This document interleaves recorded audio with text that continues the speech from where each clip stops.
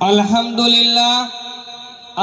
لله رب العالمين، والصلاة والسلام على أشرف الأنبياء والمرسلين وعلى آله وأصحابه أجمعين وما تبعهم بإحسان إلى يوم الدين.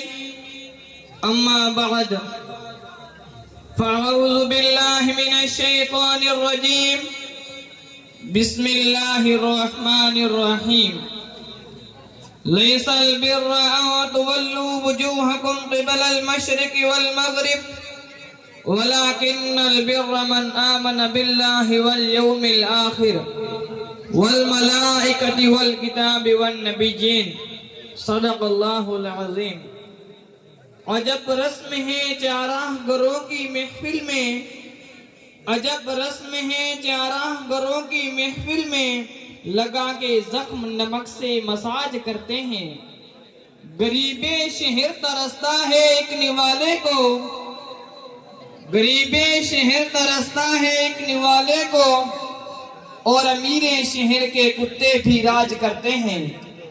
قابل تعظیم و تکریم صدر محترم، مشفق و مربی اساتذہ کرام، اردو جواز سے تشریف لائے ہوئے مہمانان عظام اور فرزندان جامعہ کے نوش گفتہ پھولوں، السلام علیکم ورحمت اللہ وبرکاتہ.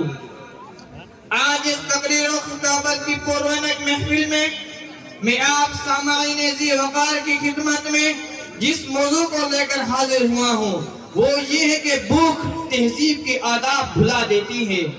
امید ہے کہ آپ حضرات بنیت عمل بغور سماعت فرمائیں گے. حضرات، اسلام میں قبر کرم ہے جو جہاں داغ عالم کو سیراب کیا. قرآن کا وہ پیغام جس میں عرب و عجم میں سرزمین ظلم و ستم ہلا دیے. دعوت محمدی ایک نوع آزادی اور پیغام حریت تھی. اسلام سزاؤں کی نہیں عطاؤں کی نوید لے کر آیا تھا. حضرات، مگر افسوس کہ وہ امت جس کی پیاس دوسروں کو پلانے سے بجتی تھی، جس کی راحت دوسروں کو آرام پہنچانے میں تھی، ایسے لوگ جن کی خوشی دوسروں کو راضی کرنے میں تھی، وہ امت جس کی بھوک دوسروں کو کھلانے سے مٹتی تھی، آج اس سے یہ تمام تر جذبات و احساسات نکلتے جا رہے ہیں اور وہ بے رحم اور بے غیرت ہوتی جا رہی ہے. کیوں؟ اس لیے کہ ہمارے گھر میں بچا ہوا کھانا کچرے کے ڈبے میں ڈال دیا جاتا ہے، لیکن دوسری جانب غریب پڑوسی کے گھر میں چولہا تک نہیں جلتا. عید کے موقع پر ہم اپنے بچوں کو 1000 روپے کا لباس خرید کر دیتے ہیں، لیکن ہمیں اس کا احساس تک نہیں ہوتا. تو پھر اس بے رحمی اور بے حسی کو دیکھ کر پوچھتا ہوں کہ یہ شاعرائیں اسی لیے بنی تھی کہ ان پر دیش کی جنتا سسک کر مرے. زمین نے کیا تارک اناج اگلا تھا کہ نسل آدم و حوا بلک کر مرے. چمن کو اسی لیے مالی نے گل سے سینچا تھا کہ اس کی اپنی نگاہیں باہر کو ترسے. کیا کبھی ہمارے ذہنوں میں یہ خیال گردش نہیں کرتا کہ کہیں میرا پالنے والا جن و انس کے مجمع میں کہیں مجھ سے یہ سوال نہ کرے؟ اے مسلمانوں، غور کرنے کا مقام ہے. کل غریب کے بچے تمہارا دامن پکڑ کر تم سے سوال کرتے رہے، لیکن تم نے منہ پھیر لیا. بھوک کے شکار محتاج لوگ گندی نالی میں پڑے روٹی کے ٹکڑے کھاتے رہے، لیکن تمہیں کوئی فکر نہ ہوئی. جیلوں میں گھسے بے قصور نوجوان تڑپتے رہے، لیکن تم نے احساس تک نہ کیا. سینکڑوں بچے ذریعہ معاش نہ ہونے کی وجہ سے ان پڑھ اور جاہل رہے، لیکن تم نے کوئی توجہ نہ کی. گاؤں کی بیوائی تمہیں مدد کے لیے پکارتی رہی، لیکن تم نے پیٹ دکھا دی. قوم کی بیٹیاں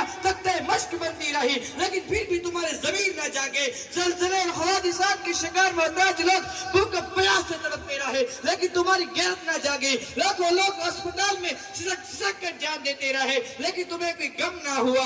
تو ان سب کے سوالات کے جواب میں کیا کہو گے؟ یقیناً اس کا تمہارے پاس کوئی جواب نہیں. تو پھر ہم نے بے غیرتی کیوں اختیار کر لی؟ ہمارے دل بے رحم کیوں ہو گئے جب اس رب کائنات نے بے مانگے ہمیں سب کچھ دیا، نہ ہمیں رلایا نہ ہمیں تڑپایا؟